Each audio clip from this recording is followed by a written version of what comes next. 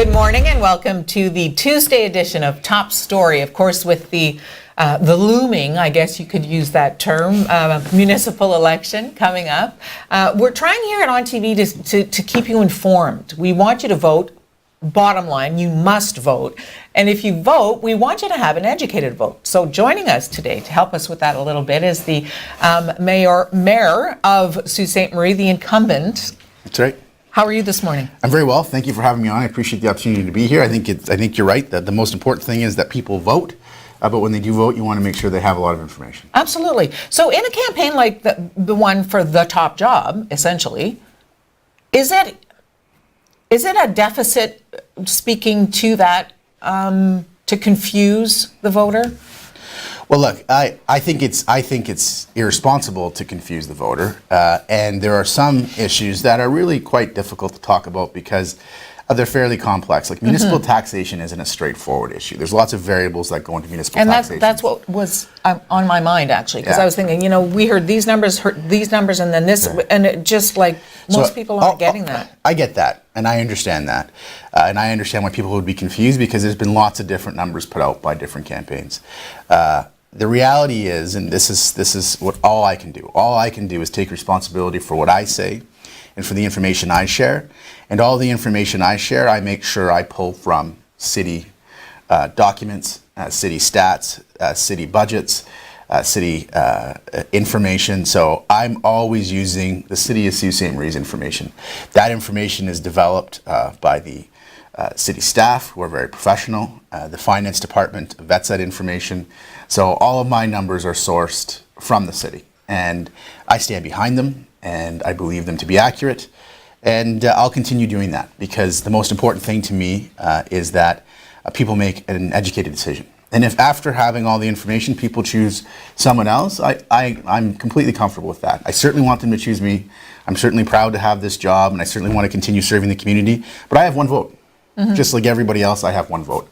So I see this process, the process of campaigning, I have two responsibilities. I have one is to get out there and work hard and show people I want it, and I've been doing that. And the other is to share accurate information, and I've been trying to do that. Now tell us about being the incumbent. Is it difficult, or is that a positive spin? Is that a tool that you can use in your campaign? Well, look, I think it has its upsides and it has its downsides. It's like everything else. Most things cut both ways, right? They do. Life has a lot of balance. The upside is that people know who I am, and people have seen my record. My record's out there. For the last 4 years, all the decisions we've made have been made in open. A lot of them have been discussed. A lot of them have been debated. A lot of them have had a lot of media coverage. So that's good. People know my record, and I think that's a positive thing. I'm proud of my record. On the downside, when you have a significant record, you can have, a challenger or somebody running against you that tries to obscure it. And so you have to, throughout the campaign, deal with that. And so that's one of the challenges of being an incumbent. Your record's completely out there. And the people that are running against you, they either might not have a record or they might have a record that's out there. And frankly, that's one of the reasons why my campaign did a release today that focused on Mr. Ring's record. Mr. Ring has spent a significant amount of this campaign talking about financial management, talking about my financial management abilities, and talking about City Hall's financial management. And he's made a lot of allegations about financial management. He's made a lot of allegations about financial mismanagement. Frankly, I think those allegations were inaccurate or misleading. But as a candidate in a campaign, if he wants to talk about financial management, I have a responsibility to also get the facts out there. And we looked at his record of financial management. And when you look at his record of financial management in Sarnia, he was led the Chamber of Commerce in Sarnia until late 2015. Before that relationship ended, and he moved to Sault Ste. Marie and started leading our Chamber of Commerce in 2016. When you look at the record, when you look at the facts, it's very clear that in 2012, before he took over, it seemed that the Chamber of Commerce in Sarnia had a healthy balance sheet. In 2013, 2014, and 2015, under his leadership, you see that balance sheet change. You see revenues either stagnate or drop, and you see expenses go up. There was a deficit. They went from not having a deficit prior to him leading that chamber to having a deficit 3 years in a row growing. And then, when his relationship with the chamber ended in 2016, when they had a new leader, the chamber returned to a positive balance sheet. So, when you run a small organization, and when running that small organization, you create economic challenges, your leadership leads to deficits, it's hard to take that record and apply it to municipality. Because there's a lot more, I'm a small business person. I make business decisions. I have a lot of flexibility in my private life and my business. You don't have as much flexibility when you're running a municipality. There are laws that govern us. We can't run a deficit.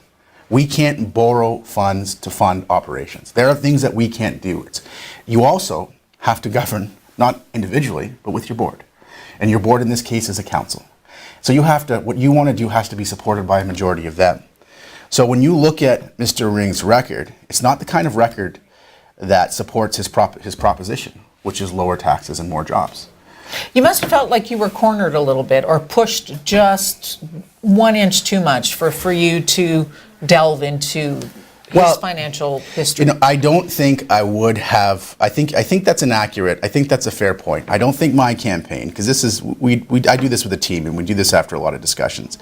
I don't think my campaign would have focused on this had he not focused his entire campaign on financial management and making allegations about my mismanagement and suggesting by implication that he'd be able to do it better.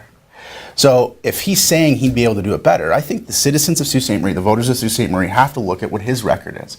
And if you look at the last few years in Sault Ste. Marie, this person who wants to be your mayor laid off everybody at our chamber but one person, himself and one person.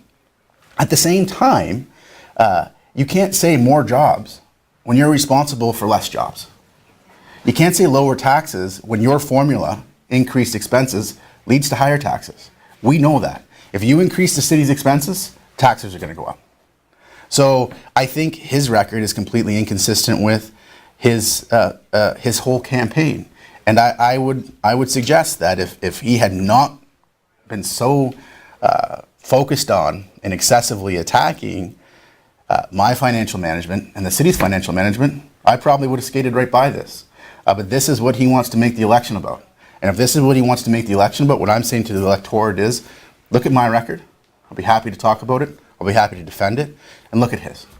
And I would suggest to you, if you're looking for someone to keep costs down, and if you're looking for someone that can create a business environment in the city that leads to more jobs, I'm clearly the choice. Now, you've done some campaigns prior to this one, obviously. Do you feel like this is dirtier than you've had to deal with, or are you at this point used to this? Listen, I don't want to, look, it's a campaign. And I'm involved in a campaign. To me, it's water off a duck's back. I think it's untoward to make allegations about somebody's, to suggest that somebody's cooking the books, right? That's a pretty serious allegation. But at the same time, I think now, and I think there's been so much said by Mr. Ring, and so much of it has been largely shown to be inaccurate, that I think a lot of what he's saying about these things is being dismissed. So I don't let it bother me too much, and I recognize that. Look, I'm a political leader. I'm in a campaign. My record's fair game. People are going to kind of take a run at it because people are trying to win a campaign, and those are things that I have to deal with. So I don't complain about them, and I just kind of pay attention to what's being said. And when I feel like a record needs to be set straight or facts need to be put out there, I do that, and I do that without any ancillary comment. I do that without any lack of civility, because I think we can exchange information and exchange ideas without making accusations of each other. I think we can put something on the table without calling someone a name, or put something on the table without suggesting that somebody's been engaged in malfeasance or inappropriate behavior. Well, you know what, and to that point, I think it's really important as an observer and as a voter watching something like that, really, in my mind, determines how the person handles the criticism and the challenges, and whether or not they can stay even or become very volatile. We see a lot of that in American politics, of course, especially recently. Yeah, sure. So, when you're in a leadership position like the mayoralty, it's a public position. You sign up for a public position, and you have to accept and respect public criticism, and I do. So I take no issue with public criticism. I think we have to be careful, though, as political leaders and people that are aspiring to be political leaders, to be civil and to recognize that we can criticize each other. We can have differences of opinion. without getting into this throwing mud stuff, without getting into, allegations that aren't substantiated. We can stay away from that, and that's what my campaign's focused on. My campaign's focused on the future of the community. My campaign's focused on my value proposition as an experienced leader, and my commitment, my long commitment to this community. And what we're simply doing is saying, okay, well, if this is the campaign that Mr. Ring wants to run, and these are the things he wants to talk about, this is relevant. And I think he's made his record at the Sarnia Chamber and his record at the Sioux Chamber relevant to this campaign. All right, we're going to see you tonight for the mayoral candidate debate. I'm looking forward to that. Yeah, me too. It's going to be interesting. We're going to have a live audience for the first time here in Sault Ste. Marie, so that'll be fun for sure. Yeah, it'll be a lot of fun. I look forward to it. Thank you for having me on today. Thank you. Good to see you. Take care. We'll take this break on Top Story. We're coming right back. Ever since I was a kid, I was into hockey, into sports. I love collectibles, been around it all my life. I tried to bring something that's different, and that's authentic autographs and collectibles for sports, Hollywood, for music. There's nothing like it in the Sioux. I'm Mark Farrow from Mark's Collectibles in the Market Mall. As a nation, Canada has participated in all of the major world conflicts. In the Sioux area alone, over 10,000 men and women have enlisted in the Canadian Armed Forces. The Veterans Commemorative Monument aims to cement the legacy of the Canadian Armed Forces in stone. It will highlight the bravery, strength, courage, and sacrifice of our servicemen and women. In times of need, they volunteered to serve us. Now it is our time to thank and recognize their sacrifice. You can help honor our men and women of service by donating today. To help construct this special, one-of-a-kind monument, visit thosewhoserve.ca to find out how to donate and more. In the beginning, there was nature. The oceans, the forests, the mountains.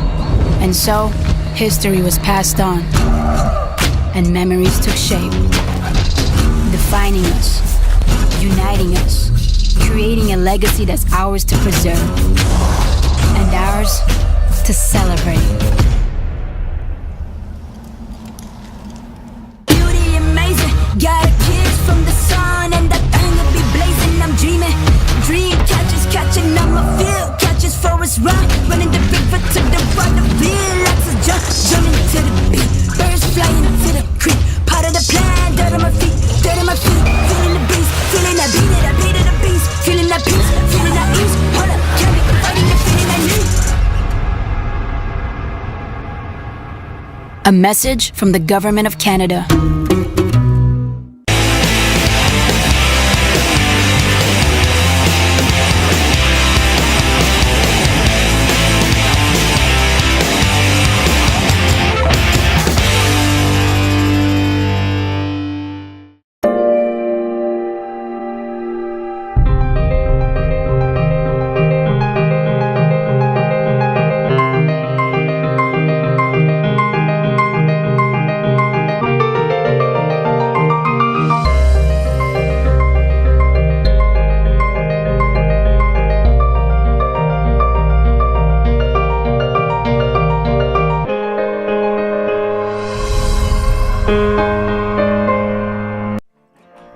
If you're struggling with thoughts of suicide, there is hope and there is help.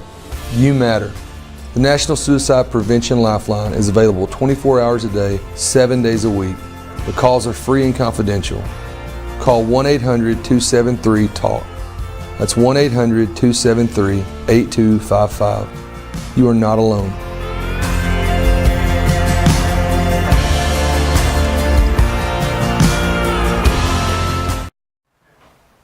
Welcome back to Top Story this Tuesday morning. In keeping with the municipal election upcoming on October 22nd, we just spoke to the mayor and about his campaign and how he's feeling about it so far. Wanted to sort of talk about the wards and the boundaries and the changes, those kinds of concerns that you might have. So joining me in our studio live is Malcolm White from the city. Good to see you. Thanks so much for coming in. Oh, glad to be here. Now tell us about the ward changes. At this point, we're about 3 weeks out from the election. Are you confident that people know what ward they're in? Because I'm still sort of hearing a little bit, I'm not sure what ward I am yet. I'm confident that people know that we're a 5-ward system now instead of a 6-ward. But we do expect that some people will not be entirely sure what ward they're in. One thing that will happen is every voter that we have on the voters list will receive a You Vote At card in the next few days that tells them what ward they're in, what voting subdivision they're in, and where they can vote. So that will certainly help a lot of people. Other than that, certainly going to the city's website, looking at the maps, or one thing that's new this year is being able to go to the city's website and actually look to see if you're on the list. And you can go and find it, and the city's website will also tell you what ward you're in and where you vote. You know what, that's an interesting point to make, because I was watching news last night, and someone who had moved to one town, to Timmins, Yes. had been there for maybe a couple of years. Prior to that was living in Windsor and is registered in both towns. What do you do in a case like that? Well, if they still owned property in Windsor, then they would be considered a non-resident elector in Windsor. If they had moved and didn't own any property, then by rights they shouldn't be on the Windsor voting list. Now, if they are registered in Windsor and they vote in Timmins, it won't cancel anything out? No, that's the elections are at the municipal level, so there's no connection. That's awesome. With regards to the boundaries, I think some people are a little bit concerned about their representation and whether or not, because we've lost a ward, as you indicated, whether or not our voice will be heard. That's certainly something that council considered when they were making the decision. I suspect it was something that some councillors took into consideration about not going further than cutting just 2 positions off council. There had been some talk of going to a 4-ward, 8 councillor system. In the end, they went to 10 councillors over 5 wards. So Malcolm, what prompts a decision like that to change the wards? Is it solely as the city grows or diminishes? Is it about saving money? I think there's a number of things. Council first, they did strike a committee, and they first had to consider how many people they wanted on council and over what system. Once they had arrived at that decision that there would be 10 council members and the mayor, and the council members would be split as 2 per ward over 5 wards, then came the element of redividing the city into 5 wards. There were a number of criteria that we needed to use to do that. Representation by population is one of the criteria, and it's a strong one, but it wasn't the only criteria. We also had to look at the physical layout of the community, and we took all these things into consideration in coming up with the new system. And as we go forward from this election, I'm sure there's some small tweaks we will look at doing before the election in 2022. Well, new ideas always need tweaks, even if That's they're really right. good ideas, right? Yes, and the community never stays the same. It's Sure. always changing, and settlement patterns, new developments are happening, whether it's residential, commercial, or industrial. So we always have to be looking at it. Settlement patterns, that's a really interesting thing to look at, I would think, because just since I've been in Sault Ste. Marie, the activity from downtown to north where the hospital is, like the growth feels like it's up there more now. It certainly is, and we did try and incorporate that in the new ward boundaries and made sure that that growth corridor was entirely within 1 ward. That's Ward 3, so that the councillors who are elected in that ward can certainly have a focus area on that part of the city. Now, this campaign, we're hearing a lot of different things about different ways to vote. You mentioned the cards. If you get the cards, then you know at least that you're registered. If you don't get the card, you can go to the city website, find out what's going on. Proxies have always been in place. Maybe explain quickly to us what that means. You're voting in the name of someone? That's right. A proxy is used if you are unable to vote at either any of our 3 advance votes or on voting day. You can appoint someone else to vote on your behalf. That person needs to be an eligible voter in Sault Ste. Marie, although they don't need to live in the same ward that you do to be able to vote for you. We do have the forms available. The person needs to make that appointment in writing on the form, but we're happy to work with people in getting that done so that their vote can be cast. And of course, there's the advance polls, which is so handy because people on election day are concerned about lineups. That's right. I find it very efficient. The last couple of elections I've been involved with and gone to vote, it's been very efficiently run. Also, people are talking about home voting. Is that something available here in the Sioux? What we're doing this year, it's a new pilot for us, although it's been done at the provincial and federal level locally. We are arranging to have voting happen in the home for people who are unable to get out of their home for whatever reason. We also have voting in all the retirement homes that happens there. We've always had that, but this is an added feature for people who are in their residential home for whatever reason they aren't able to get out of the home to go and vote. They can call and register with us, and during the week of October 15th, we will be sending mobile crews out to allow them to cast their ballot. That's absolutely awesome. Yeah, we've got about 25 registered so far. There's absolutely no excuse not to vote, is there? We hope not. Absolutely. Now, I read too, I don't think this is in the Sioux yet, but I wondered if you thought this was a good idea. Street level voting, I think, is what they're calling it. People who pre-register, like as if they would if they were getting home voting, they pre-register, they are able to drive up to their poll, but aren't able to get out of the vehicle for whatever reason. Someone from the poll comes to them with a ballot. Yeah, we don't have a registration process for that, but actually we've always done that. Oh, is that right? And so if you have someone who can be driven to a voting location, but for whatever reason are unable to get out of their car to come into the voting location, the driver can come in and request that they cast their vote at the curbside or at wherever they are in the car, and we will have voting staff come out, bring a ballot in the ballot box, and they can fill out their ballot and see that it goes in the box. Now, in a case like that, is it important to pre-register, or can the driver just say, you know what, Mom's not feeling great today, can somebody come to her? Certainly, if they make us aware of it, it's a little easier for us to make arrangements for them, but that's not a requirement.